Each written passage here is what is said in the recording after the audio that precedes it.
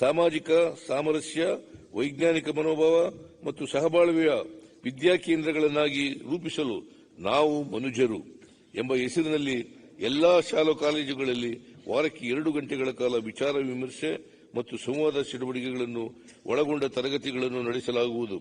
ಕಲ್ಯಾಣ ಕರ್ನಾಟಕ ಅಭಿವೃದ್ಧಿ ಮಂಡಳಿಯ ಸಹಯೋಗದೊಂದಿಗೆ ಸರ್ಕಾರಿ ಪ್ರೌಢಶಾಲೆ ಹಾಗೂ ಪದವಿ ಪೂರ್ವ ಕಾಲೇಜುಗಳನ್ನು ಪ್ರಾರಂಭಿಸಲಾಗುವುದು.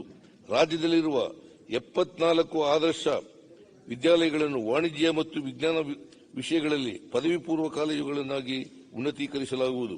ವಿದ್ಯಾರ್ಥಿಗಳ ಸಂಖ್ಯಾಬಲ ಹೆಚ್ಚಿರುವ ಆಯ್ದ 100 ಸರ್ಕಾರಿ ಪದವಿ ಪೂರ್ವ ಕಾಲೇಜುಗಳಲ್ಲಿ 10 ಕೋಟಿ ರು ವೆಚ್ಚದಲ್ಲಿ ಗಣಕ ವಿಜ್ಞಾನ ಸಂಯೋಜನೆಯನ್ನು ಪ್ರಾರಂಭಿಸಲಾಗುವುದು. ವಿಜ್ಞಾನ ವಿಷಯಗಳಲ್ಲಿ 400ಕ್ಕಿಂತ ಹೆಚ್ಚಿನ ವಿದ್ಯಾರ್ಥಿಗಳು ವ್ಯಾಸಂಗ ಮಾಡುತ್ತಿರುವ ಸರ್ಕಾರಿ ಪದವಿ ಪೂರ್ವ ಕಾಲೇಜುಗಳಲ್ಲಿನ ವಿಜ್ಞಾನ ಪ್ರಯೋಗಾಲಯಗಳನ್ನು ಉನ್ನತೀಕರಿಸಲು ತಲಾ 10 ಲಕ್ಷ ರುನಂತೆ ಅನುದಾನ ಒದಗಿಸಲಾಗುವುದು. ರಾಜ್ಯದ ಸರ್ಕಾರಿ ಪದವಿ ಪೂರ್ವ ಕಾಲೇಜುಗಳಲ್ಲಿ ವಿಜ್ಞಾನ ವಿಭಾಗದಲ್ಲಿ ವ್ಯಾಸಂಗ ಮಾಡುತ್ತಿರುವ ಅಂದಾಜು 20,000 ವಿದ್ಯಾರ್ಥಿಗಳಿಗೆ ನೀಟ್, ಇಇ, ಸಿಇಟಿ ತರಬೇತಿ ಕಾರ್ಯಕ್ರಮಗಳನ್ನು 10 ಕೋಟಿ ರುಗಳ ವೆಚ್ಚದಲ್ಲಿ ಹಮ್ಮಿಕೊಳ್ಳಲಾಗುವುದು. ರಾಜ್ಯದ ಎಲ್ಲಾ ಸರ್ಕಾರಿ ಶಾಲೆಗಳು ಮತ್ತು ಪದವಿ ಪೂರ್ವ ಕಾಲೇಜುಗಳಲ್ಲಿ ಉಚಿತ ವಿದ್ಯುತ್ ಮತ್ತು ನೀರಿನ ಸೌಲಭ್ಯವನ್ನು ಒದಗಿಸಲು ನಮ್ಮ ಸರ್ಕಾರವು ನಿರ್ಧರಿಸಿದೆ.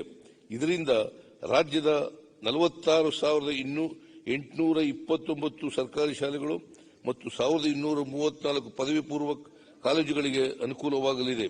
ಈ ಉದ್ದೇಶಕ್ಕಾಗಿ ಒಟ್ಟು 25 ಕೋಟಿ ರು ವೆಚ್ಚವಾಗಲಿದೆ. ರಾಜ್ಯದಲ್ಲಿ ಖಾಲಿ ಇರುವ ಸರ್ಕಾರಿ ಮತ್ತು ಪ್ರೌಢಶಾಲೆಗಳ ಹಾಗೂ ಪದವಿ ಪೂರ್ವ ಕಾಲೇಜುಗಳ ವಿವಿಧ ವಿಷಯಗಳ ಶಿಕ್ಷಕರು, ಉಪನ್ಯಾಸಕರುಗಳನ್ನು ನೇಮಕ ಮಾಡುವ ಪ್ರಕ್ರಿಯೆಯನ್ನು ಪ್ರಾರಂಭಿಸಲಾಗುವುದು. ಉನ್ನತ ಶಿಕ್ಷಣ ಕಳೆದ ಆಯವ್ಯಯದಲ್ಲಿ ಘೋಷಿಸಿರುವಂತೆ ರಾಜ್ಯದ ಅಸ್ಮಿತೆ ಮತ್ತು ಸಂಸ್ಕೃತಿಗೆ ಅನುಗುಣವಾಗಿ ಕರ್ನಾಟಕ ರಾಜ್ಯ ಶಿಕ್ಷಣ ನೀತಿಯ ಕರಡನ್ನು ಸಿದ್ಧಪಡಿಸಲು ರಾಜ್ಯ ಶಿಕ್ಷಣ ನೀತಿ ಆಯೋಗವನ್ನು ರಚಿಸಲಾಗಿದೆ.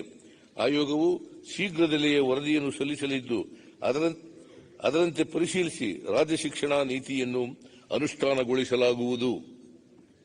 ಉನ್ನತ ಶಿಕ್ಷಣ ಕ್ಷೇತ್ರದಲ್ಲಿ ವಿದ್ಯಾರ್ಥಿನಿಯರ ದಾಖಲಾತಿಯನ್ನು ಹೆಚ್ಚಿಸುವ ಮೂಲಕ ಮಹಿಳೆಯರನ್ನು ಸಬಲೀಕರಣಗೊಳಿಸಲು ನಮ್ಮ ಸರ್ಕಾರ ಆದ್ಯತೆ ನೀಡುತ್ತಾ ಬಂದಿದೆ.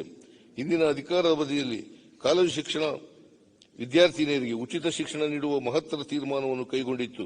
ಇದೀಗ ಇನ್ನೊಂದು ಹೆಜ್ಜೆ ಮುಂದಿಡುತ್ತಾ ರಾಜ್ಯದ 30 ಸರ್ಕಾರಿ ಮಹಿಳಾ ಪ್ರಥಮ ದರ್ಜೆ ಕಾಲೇಜುಗಳು ಮತ್ತು ಸರ್ಕಾರಿ ಮಹಿಳಾ ಪಾಲಿಟೆಕ್ನಿಕ್ಗಳ ಉನ್ನತೀಕರಣಕ್ಕಾಗಿ ಒಟ್ಟು 30 ಕೋಟಿ ರು ಅನುದಾನ ಒದಗಿಸಲಾಗುವುದು. 24-25ನೇ ಸಾಲಿನಲ್ಲಿ ಸರ್ಕಾರಿ ಪ್ರಥಮ ದರ್ಜೆ ಕಾಲೇಜುಗಳಲ್ಲಿ